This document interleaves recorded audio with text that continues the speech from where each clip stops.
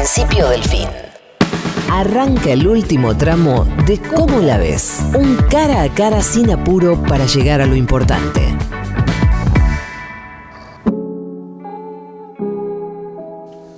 Once y 3, y hoy en el momento favorito vamos a recibir a Juan Maquieira. Juan, ¿cómo te va? Gracias por venir. Muy bien, muchas gracias por la invitación. Juan actualmente es director ejecutivo de Techo, esta ONG que se dedica a construir viviendas, y es súper interesante hablar con él en este contexto y de ese tema, porque conocimos esta semana el dato de pobreza en la Argentina, y una de las características básicas de la pobreza, o más difundidas o más extendidas, ahí está, de la pobreza en la Argentina, son los problemas de vivienda, que no solo afectan a los pobres, ¿no? El problema de la vivienda en Argentina es tremendo y pocas veces abordado.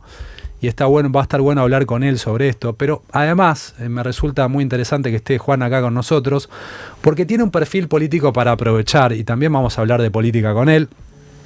Juan es un sub 40, pese a que ya hace rato que está en el mundo público. Tiene 37, ¿no? 37, sí. Es pampeano, se recibió de politólogo acá en la Universidad Católica Argentina. Después de recibirse de politólogo, hizo un máster, una maestría de políticas públicas en Harvard. Estando allá en Harvard en el año 2012, tiene un cruce con Cristina Kirchner en esa famosa conferencia en la que Cristina responde preguntas de los estudiantes. Juan le pregunta por la reelección, si ella iba a ir a la reelección, que era la reelección en realidad. Ahí como que saltó un poquito a la vida pública con ese cruce con Cristina. Después vuelve, conoce a Esteban Bullrich, es asesor de Esteban Bullrich en desarrollo social, en educación. Después termina designado en el Instituto de Vivienda de la Ciudad. Conduce desde el Instituto de Vivienda de la Ciudad el proceso de urbanización de villas en la ciudad, que es un proceso muy reconocido por las organizaciones. Él ya era en ese momento dirigente del PRO. Funda La Generación, que era un grupo de jóvenes PRO. Después termina como jefe de asesores de Horacio Rodríguez Larreta, y antes de desarrollar esa tarea se va convocado por el Papa Francisco a una escuela de formación política, y por eso vive 2 años en España dedicándose a eso, a formar jóvenes de todo el mundo en este esquema del Papa Francisco. Vuelve a la Argentina y ahora es director ejecutivo de Techo. ¿Está bien todo el recorrido que hicimos, Juan? ¿Es así? Alta descripción, muchas gracias ahí por la búsqueda. Me parece interesante porque eso le da una perspectiva política que me va a gustar escuchar. Pero antes decía, vamos a hablar de lo que pasó esta semana. Pobreza de casi 53%. Claro, la pobreza mide en realidad ingresos versus canasta básica, pero es mucho más que eso. ¿Qué nos podés decir del drama de la vivienda en la Argentina? Lo primero creo que hay que remarcar en esta semana es que yo creo que la noticia dramática es que Argentina, después de 20 años, vuelve a tener más personas en situación de pobreza que en situación de no pobreza. O sea, hoy, si nace un niño o una niña en la Argentina, tiene más chance de nacer en un hogar pobre que nacer en un hogar que tiene las condiciones para poder forjar su propio destino. Y creo que ahí hay una clave que no solamente, como bien decías, afecta lo que tiene que ver con los ingresos, sino también con, por ejemplo, la vivienda. En Argentina hay más o menos 5 millones de personas viviendo en barrios populares. Hay 6.460 barrios populares según la 5 última... 5 millones, que es casi el 10% de la población argentina. Básicamente el 10% de la población argentina vive en barrios populares, que son barrios en los cuales no están garantizados los servicios básicos y el acceso a la red formal. Por ejemplo, en el caso de la cloaca es de menos del 10%, en el caso del agua potable lo mismo, en el caso de electricidad es del 40%, pero la gran mayoría de las personas que viven en estos barrios no tienen las condiciones que les permiten.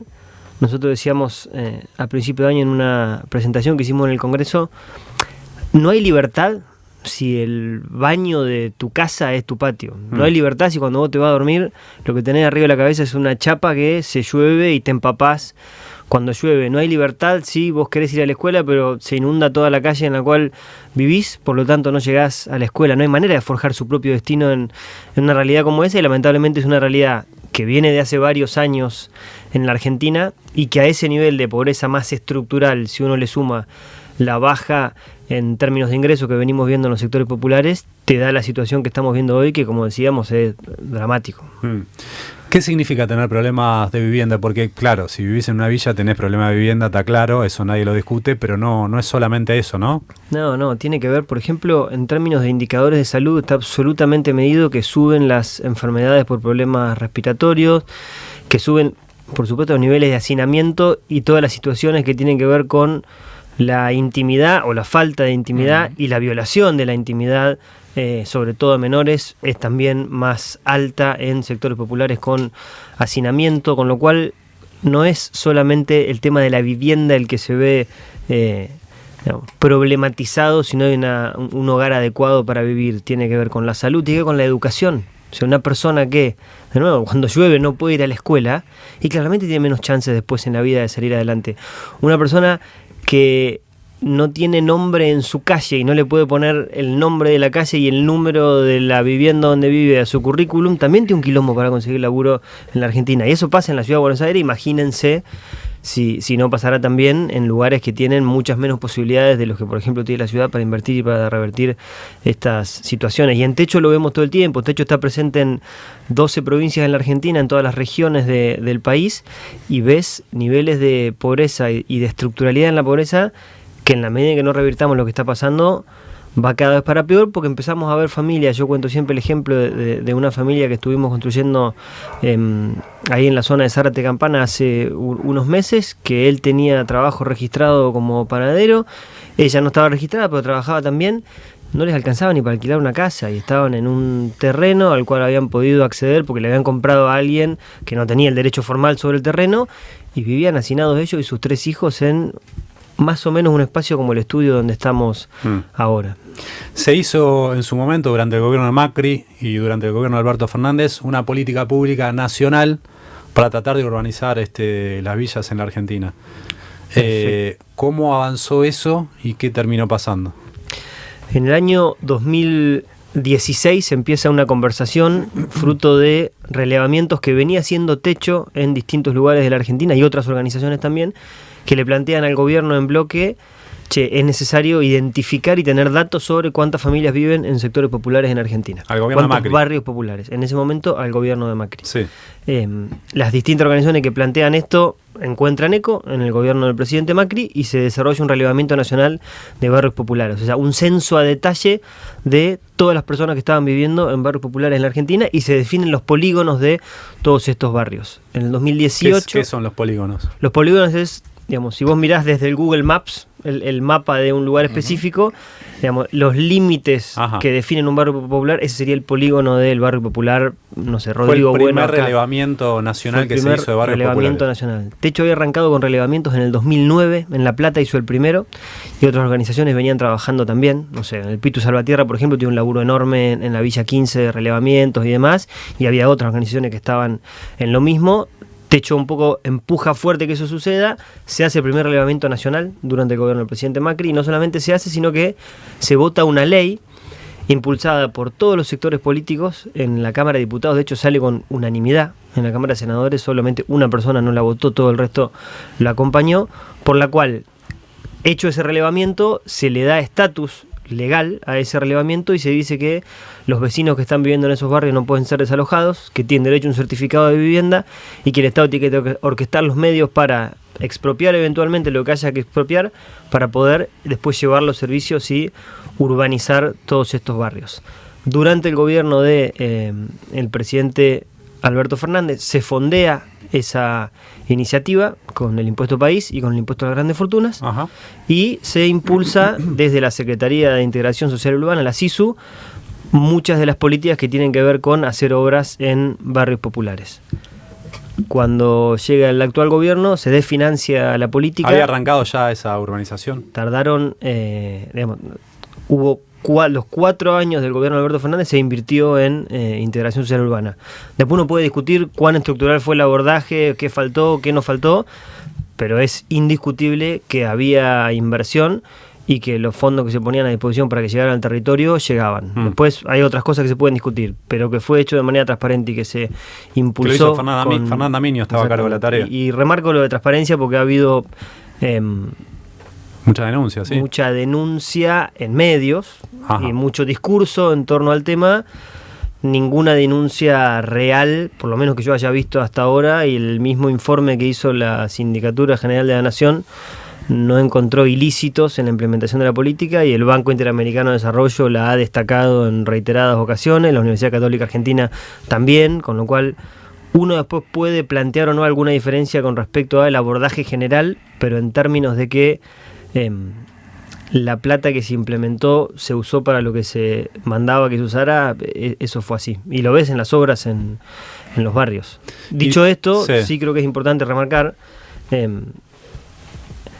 el cálculo que hay hecho con respecto a lo que se necesita para integrar los barrios populares en la Argentina en su totalidad son más o menos 20.000 millones de dólares. Vale. Obviamente no es algo que se hace en 4 años, y claramente creo que tenemos que darnos una discusión en términos de cómo generar esos 20.000 millones de dólares, porque tiene que haber una parte importante de eso que sea inversión estatal, como se hizo en el gobierno de Alberto Fernández, pero tiene que haber una parte también que provenga de fondos privados. No hay manera de que el Estado solo pueda solucionar este problema, y esa discusión sí para mí viene muy postergada, siempre se la obvia, y creo que eventualmente tenemos que darla. Hay mecanismos con los cuales otros países están accediendo a financiamiento, por un lado internacional y por otro en el mercado de bonos verdes o bonos sociales, para poder implementar esto. ¿Como un préstamo de los privados al Estado, o que sean fondos privados que no se devuelvan? No, como préstamos a los estados municipales, provinciales y eventualmente nacional. Ajá. Los organismos internacionales prestan a tasas muy bajas, pero hoy hay un mercado muy grande dentro directamente del sector privado de lo que son bonos de impacto. O sea, personas que dicen, gente muy rica en otros países que dice, y ya estamos hablando de cientos de millones de dólares que están en esta dinámica, sobre todo con el tema medioambientalista. Esto está más en boga, no tanto para lo social, tenemos que empujar para que esté más presente en lo social, porque si no captamos fondos también del sector privado para desarrollar los barrios populares en la Argentina, no vamos a llegar nunca. Ahora, plantear que solo con eso llegás también es falso. O sea, la pobreza en Argentina y el drama de los sectores populares en términos de vivienda es un gran ejemplo de: no te salva el mercado, obviamente el mercado ahí no llega con penetración y las reglas del mercado ahí no juegan fuerte, tampoco te salva el Estado solo. Y creo que eso también hay que decirlo. Cuando entramos en la dicotomía de te salva el Estado, no tiene que venir la libertad y el privado, digamos, entiendo que hoy no es lo culturalmente en boga y entiendo que no es lo que garpa políticamente, pero la solución de la pobreza y del tema del hábitat es mezclando iniciativas e ideas de las distintas tradiciones e ideologías políticas que Argentina viene empujando.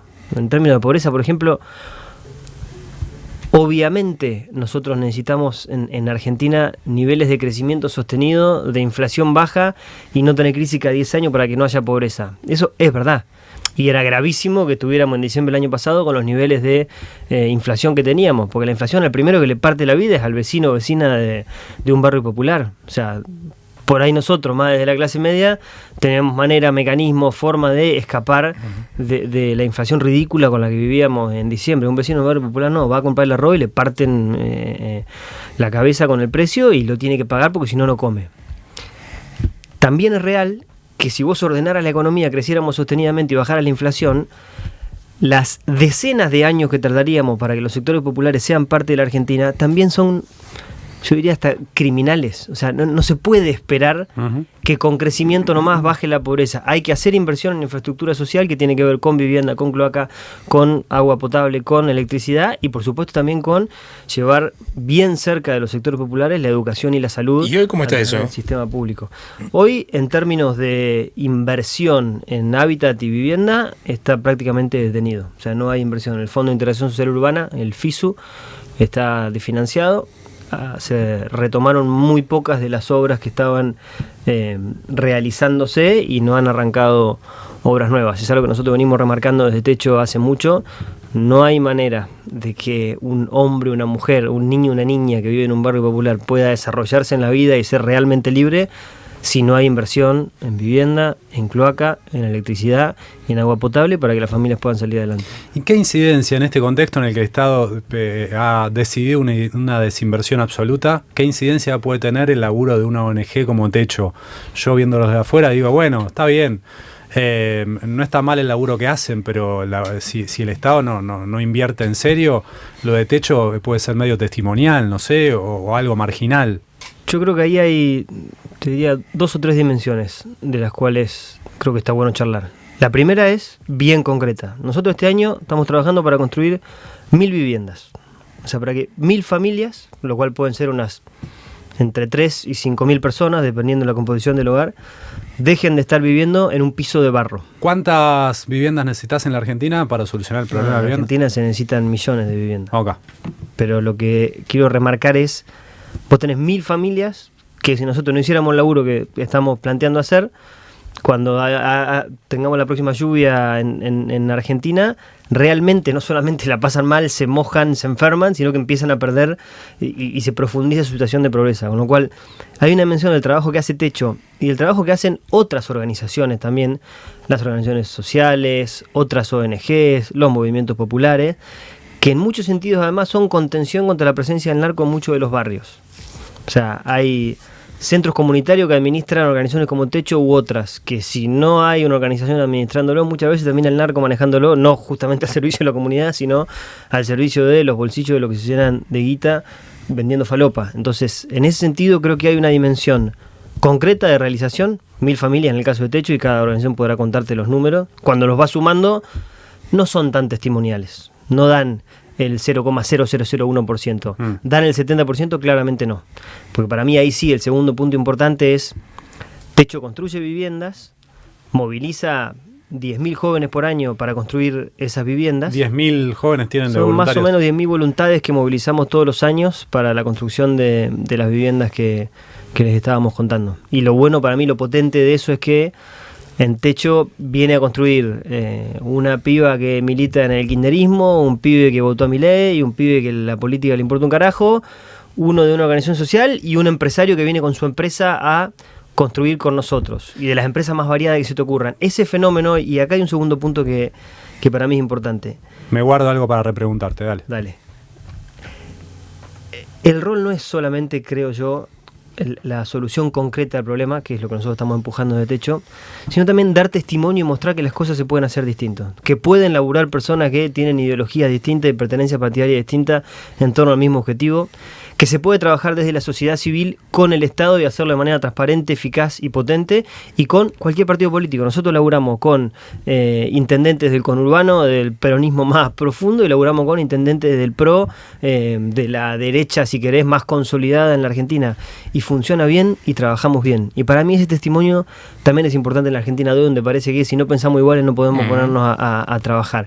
Entonces, la dimensión para mí potente de lo de Techo es la concreción real, la simbólica y testimonial, o sea, mostrarle a la Argentina que se pueden hacer las cosas de manera distinta, con absoluta conciencia de que también tenemos que laburar en hacer lo que estoy haciendo ahora, que es incidencia pública, para que el Estado se haga cargo de lo que tiene que hacer cargo. Y no lo digo yo, lo dijo Bill Gates el otro día, que pone una torta de plata en filantropía, y el tipo dijo, che, la filantropía es importante, pero no alcanza si el Estado no está cumpliendo el rol que tiene que cumplir en términos de educación, salud. Sí, hablaba de la inteligencia artificial. Bueno, nosotros lo decimos también, o sea, el Estado tiene que tener un rol importante en esto. Sin eso no hay manera de crecer y desarrollarnos como país. Estamos hablando con Juan Maquieira, director ejecutivo de Techo. Me parecía que, y te iba a repreguntar porque veía como un exceso de ecumenismo en eso que vos decías. Bueno, vienen pibes que votaron al kirchnerismo, son kirchneristas, vienen pibes que votaron a Milei. Alguien que votó a Milei o alguien que defiende a Milei, ¿no es alguien en definitiva que está ideológicamente en contra del concepto de justicia social? ¿Cómo puede ese tipo dedicarse a construir casa para aquellos que no tienen? Probablemente si vos a ese pibe o a esa piba le pones el concepto arriba de la frente, justicia social, sí te diga no, justicia social no.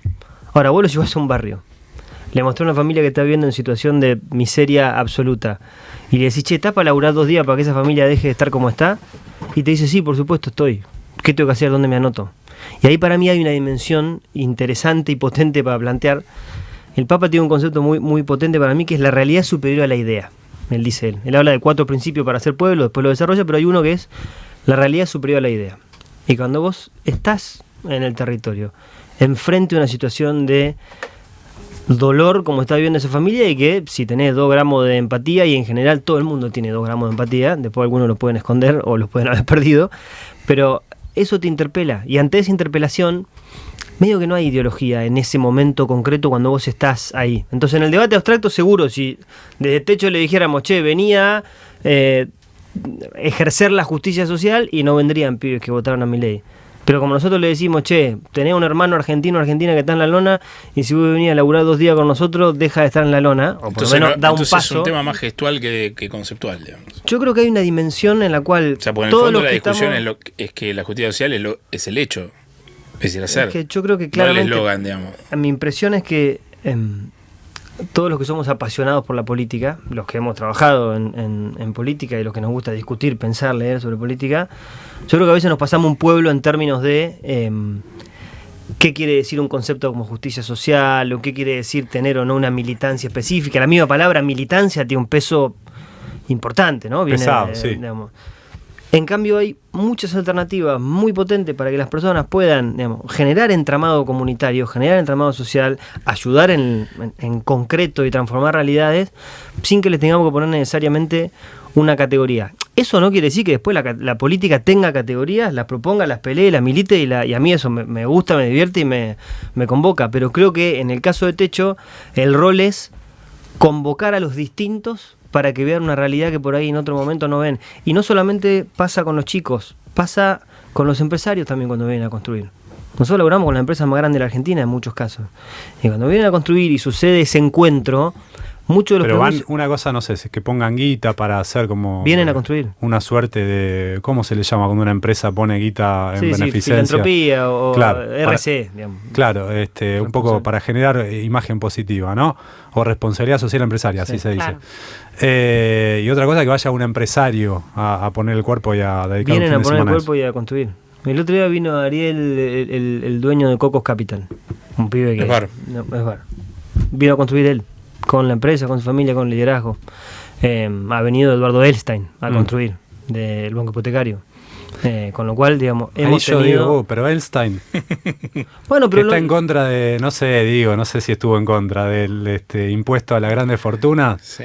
Está bien, pero de nuevo... Después va un fin de semana y se hace el que construye, me da un poco de bronca. Claro, no hay una cosa también de, bueno, me blanqueo un poquito. Pero variará caso por caso, seguramente hay algunas personas o algunas empresas que tienen esa búsqueda, claro. Pero en general los que tienen esa búsqueda no vienen a construir. Si anotan, va a la empresa, no vienen los dueños y los... y yo estoy nombrando personas, ni siquiera digo que yo después tenga la misma opinión, y por supuesto que Techo no tiene la misma opinión que pueden tener determinados empresarios con respecto a determinados temas. Lo que sí creo es que es importante generar esas instancias, porque en esas instancias pasan cosas que vos por ahí no esperás que sucedan. Ahora vos me decís, che, vamos a salvar la Argentina nosotros solo de Techo. No, hermano, es un aporte más, pero sí creemos que es un testimonio que en general no está. Vos no tenés mucha gente diciéndote, che, ¿sabés qué? Hay que mezclar a los pibes que votaron a los distintos. Y hay que hacer una cultura del hacer también, que para nosotros en Techo es importante. Nosotros decimos que somos contraculturales en 2 cosas muy potentes. La primera es, juntamos a los distintos en serio. Somos abiertos totalmente al que quiera venir a construir, que venga. Y lo segundo, todo está en torno al hacer. O sea, primero hacemos, juntamos la guita, armamos el producto, preparamos todo, tiene fábrica propia, Techo, vamos y construimos las viviendas. Y desde ese hacer, vengo yo hoy acá a Futuroca a plantear algo. Pero no es desde solamente la discusión, sino, che, nosotros acá tenemos una cosa concreta, venimos a contar de qué se trata. Ahora, Juan, vos decís, en la práctica juntamos a los distintos, eso de Techo, algo, no digo muy chiquito, pero no versus la política nacional. Si te vas a la política nacional, las elecciones, un candidato, no sé, pienso en Horacio Rodríguez Larreta, que decía, vamos a juntar a los distintos, no pasó ni las primarias. Digo, ¿qué pasa ahí? Que lo que pasa en un barrio después a nivel nacional no garpa, y lo que garpa son los extremos. Yo creo que ahí habría que trabajar sobre la pregunta de por qué ganó una propuesta que no, digamos, ponía su foco en juntar a los distintos, si se quiere. Mi impresión es que no tiene que ver con esa propuesta específica o ese tono específico de juntar a los distintos, tiene más que ver con unos resultados económicos del gobierno anterior que eran muy muy malos a los ojos básicamente de todos. El mismo gobierno reconocía que la cosa no estaba para nada bien. Y segundo, yo creo con un cansancio fuerte de la sociedad con la política argentina, que en las últimas 3 presidencias había terminado con más pobres de los que había arrancado. Y es un indicador nada más, pero lo digo específicamente porque vos tenías 3 presidencias de distinto signo político que habían arrancado con X cantidad de pobres y han terminado con X más, lo cual implicó que, y además, y si buscas la inflación te da lo mismo también, habían terminado con más inflación, con más pobres, con menos crecimiento económico. Eso sostenido en el tiempo, 3 presidencias son 12 años, y genera que la gente diga, che, dame lo más distinto que tenga, y sobre todo, en ese momento además el presidente Milei decía, están todos en la misma, son todo parte de lo mismo. Parecía ser muy difícil que alguien desde adentro del sistema pudiera cambiar eso. Vos mencionaste al Papa recién, ¿te sorprendió lo que dijo esta semana? No, yo creo que Francisco viene sosteniendo una línea muy fuerte en torno a poner siempre a los últimos primero, y es algo que él viene diciendo no desde que es Papa, sino desde que hace iglesia, y es algo que además para los cristianos está en la Biblia, digamos, muy difícil sostener cristianismo de fondo sin leer bien eso, que es los últimos primero, y hasta lo buscas en la Biblia y Jesús trae a los pobres, trae a las prostitutas, trae a los corruptos y dice, yo vengo a laburar con estos, digamos, los puros, los que también, qué sé yo, que hagan su camino. El Papa muy parado en esa prédica, me parece que, además hablándole a los movimientos populares, como le estaba hablando en ese momento específico del cual se levantaron las distintas notas, creo que construyó sobre eso. Después el punto específico que él toma o deja de tomar en todo el discurso puede sorprender más o no, pero digo, la línea es la que además están en sus escritos. Digo, cuando el presidente Milei lo fue a ver a Francisco al principio de su mandato, Francisco le da todos los documentos. Laudato Si es probablemente el documento más relevante hoy del medioambientalismo a nivel global, porque lo escribió un papa y porque además tiene un nivel de profundidad en la mirada extraordinario, y le da Fratelli Tutti, que básicamente es una reivindicación de la política como herramienta al servicio de que las comunidades puedan desarrollarse y puedan crecer, poniendo a los últimos primero, con lo cual yo creo que eso lo vamos a escuchar del Papa, gobierne Milei, gobierne Alberto Fernández, gobierne Macri, gobierne Cristina. Va a ser una continuidad que cada vez que él vea que no hay una política que está mirando a los sectores populares, va a levantar esa voz como la viene levantando desde que era arzobispo de Buenos Aires y discutía con Néstor Kirchner, digamos. O sea, esa continuidad va a estar. Estamos hablando con Juan Maquieira. Juan, a vos te convocó el Papa para armar esa escuela de formación política. ¿Qué onda? ¿Con qué línea? ¿Cómo se arma una escuela de formación política desde el papado? A mí me convocó la Fundación Escolas, que se estaba encontrando con otra fundación, y por mandato de Francisco, Escolas tenía el mandato de armar una escuela de formación para jóvenes, para hombres y mujeres que tuvieran vocación política, lo cual fue todo un tema en el Vaticano, porque que el Papa se metiera a armar una escuela que además su nombre es Escuela Política Fratelli Tutti, o sea, no se le escapaba a la palabra política. Y te llama a vos, que eras un dirigente del PRO para eso. No me llamó él, no es que bueno, pero está bien. Un día y estaba mira, seguro. Pero pasó lo digo por porque hay su mucha filtro. gente que por ahí se agranda con yo trabajé con el Papa, además. A mí me convocó Escolas Ocurrentes. Pasó por su filtro, seguro, el nombre. Sí, Juan Maquieira, el Papa dijo, sí, dale. Sí, estuvo, se lo consultaron en su momento, por supuesto, sí, porque además, de hecho, tanto en el lanzamiento como la primera clase de la escuela la dio Francisco. Y pasó una cosa muy potente.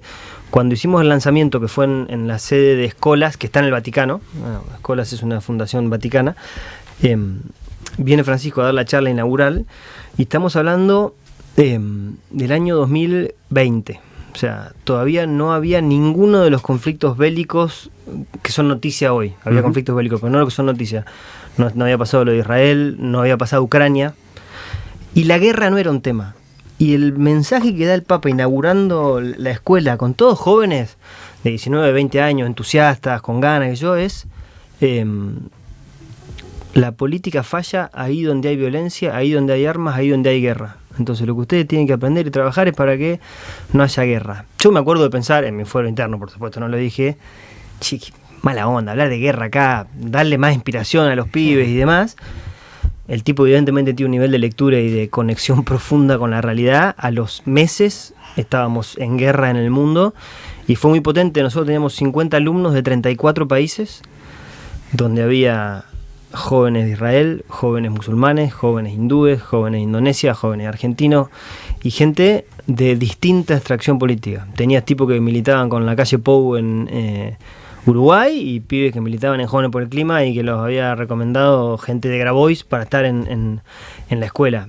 Y también ahí pasó una cosa muy potente, que es cuando al ser humano vos lo juntás, todos tenemos dos tendencias muy marcadas. A armar grupo y decir ellos y nosotros, eso viene está hasta digamos, en nuestra composición neuronal, el hecho de que tendemos a armar grupos y a construir bienes y nosotros desde que éramos monos, digamos. Pero también está la tendencia al encuentro, a la compasión, y cuando nosotros juntamos esos 50 pibes de 34 países que no se habían visto nunca la cara, en 3 días armamos una comunidad donde al día de hoy siguen ellos generando cosas y armando, estamos hablando de la primera camada, y transformando realidad en sus comunidades al encuentro, pese a que pensaran lo que pensaran. Y esto no es un ejercicio en contra de las ideologías y de tener ideas fuertes, pero sí, otro de los principios potentes del Papa es la unidad es superior al conflicto. Entonces, que el conflicto exista es bueno y es necesario, porque ahí se expresa una cosa muy potente de cada ser humano, que es, che, somos distintos. Yo tengo mi mirada, vos tenés la tuya, ella tiene la suya, cada uno. Pero cuando uno quiere armar comunidad, cuando uno quiere pensar un país, la unidad es superior al conflicto. Y lo que tenemos que encontrar es en qué punto podemos sentarnos para laburar y concretar y dejar de meterle la potencia que además en este país, con lo apasionado que somos, y a mí me gusta la pasión que tenemos en Argentina, en parte por eso no puedo vivir en otro lado que no sea acá, más allá de que algunas temporadas he pasado afuera, pero tenemos que encontrar la manera de sostener nuestra pasión, sostener nuestra diferencia, pero poder laburar juntos. Pero todos esos principios, la piedad, la compasión, la idea de colectivo, todo eso te ubica, si vos valorás todo eso, en la vereda completamente de enfrente de este gobierno de Javier Milei. De hecho, ¿esa no es la ideología woke que se dice ahora? No, lo habría que ver específicamente quién nombra y cómo nombran lo woke o lo woke.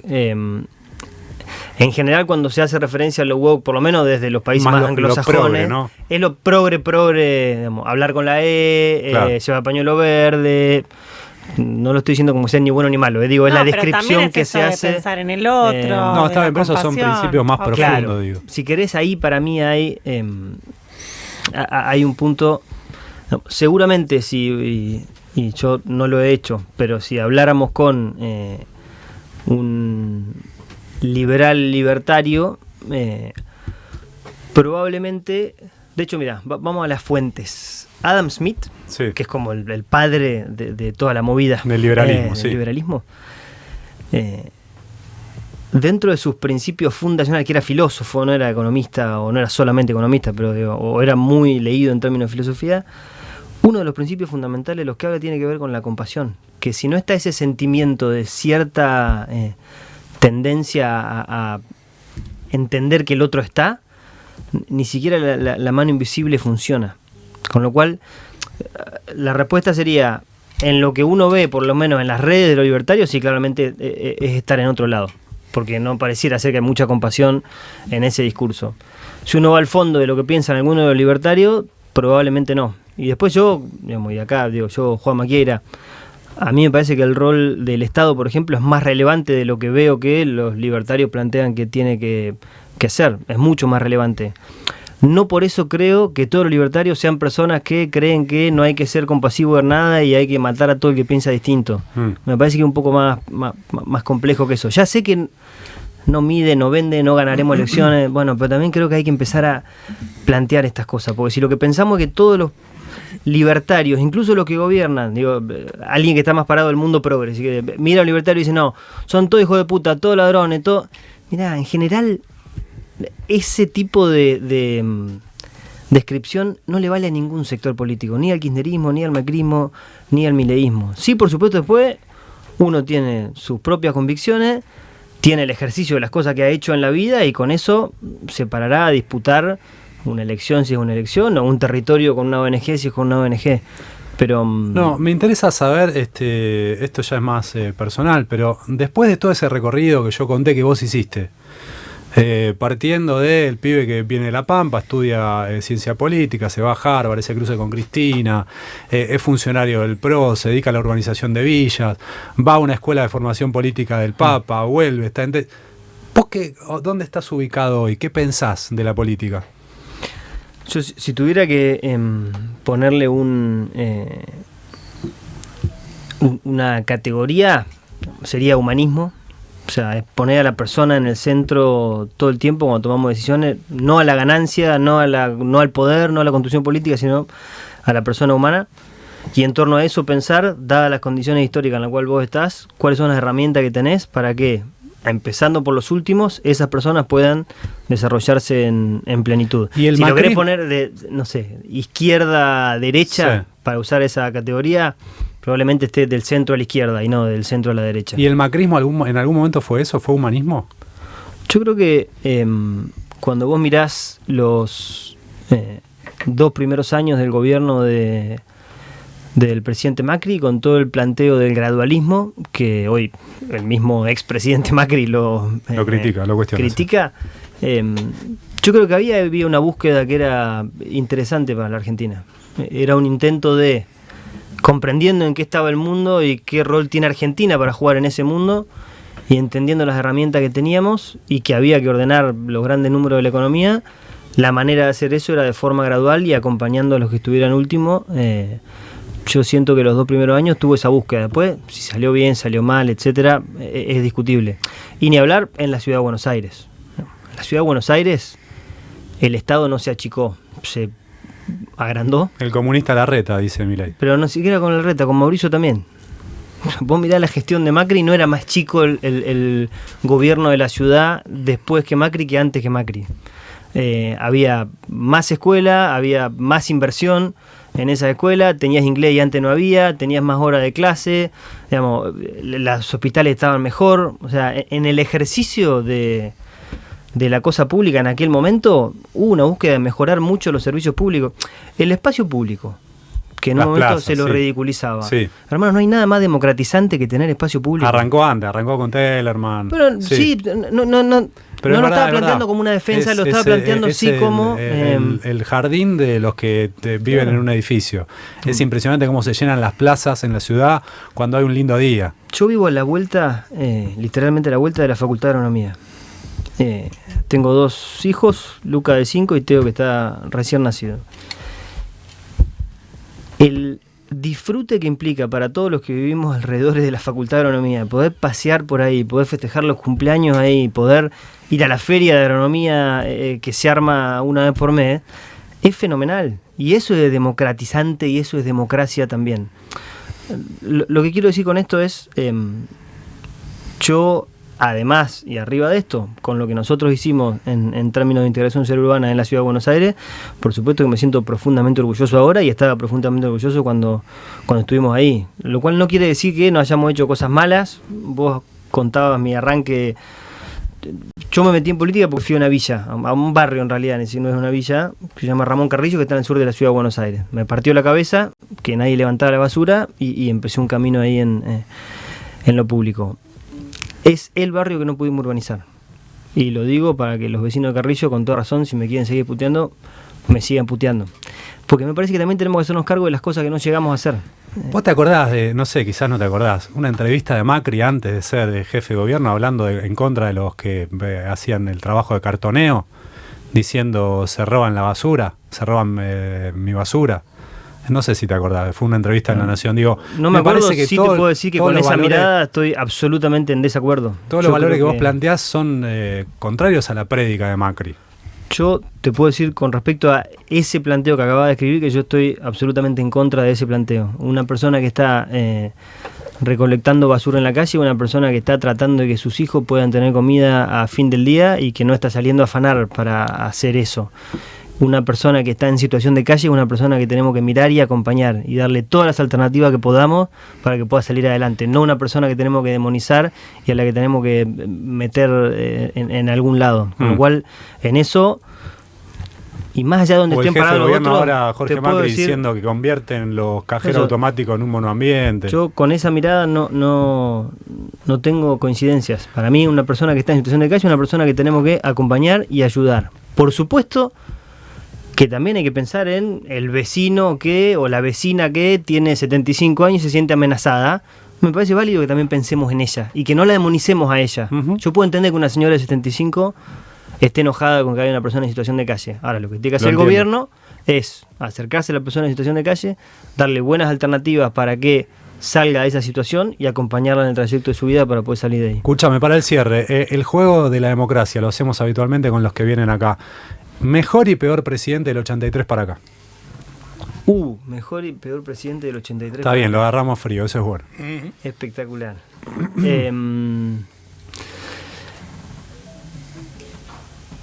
Y me cuesta en términos de mejor no ponerlo a Alfonsín. Yo siento que hubo una... Siempre escapan por ahí. ¿Por porque- ahí? sí. ¿Para vos es el fácil? Para mí es el fácil. Sí, sí. Bueno, pero hoy suena fácil, boludo, pero no es fácil lo que el chabón hizo. O sea, estaba...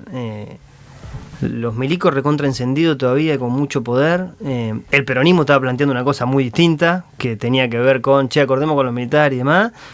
Y el tipo sostiene, bueno, lo que vemos en la película, digo, el juicio de la Junta con un nivel de vehemencia y sobre todo me parece que además logra simbólicamente darle una fuerza a la democracia que si querés, simbólica, hace que pase esto por ahí, que sea la salida fácil. Bueno, es una buena salida fácil. Escúchame, para si tenés que sumar a uno a ese podio, a uno más, ahí, segundo. Segundo.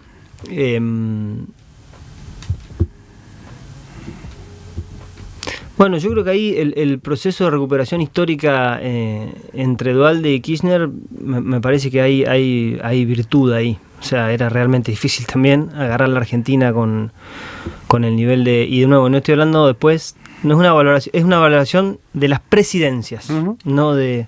En términos de presidencias, Sí. creo que ahí hay valor también. Bien. Y yo creo que después... ¿Los peores?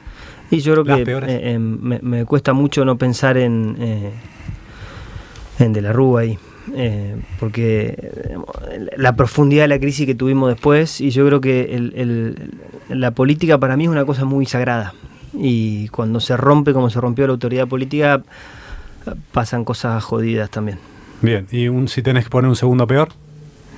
No sé, no soy bueno para los ping-pong, pienso demasiado en general para la vida, eso, ¿vale? Bueno, pero es algo profundo, no es un... Sí, si te y gusta, hay, bueno, uno, por eso hay la uno frutilla que o- hizo el juego bastante fácil estos últimos meses, ¿no? Ah, es verdad. Bueno, o sea, sí, pero yo desde el rol que estoy ahora no puedo opinar Bien. tan fuerte en términos de coyuntura. Bien, y bueno. voy a respetar el rol que tengo. No, pero dejémoslo ahí, te dije el peor y te Está dije bien, mejor y está te bien, dije dijo peor. mejor y dijo peor. Dije Listo. mejor y dijo peor. Está bien, se aferra a las reglas del juego. Gracias, Juan, por haber venido. Muchas Juan gracias a Maqueira. ustedes por la Gracias. invitación.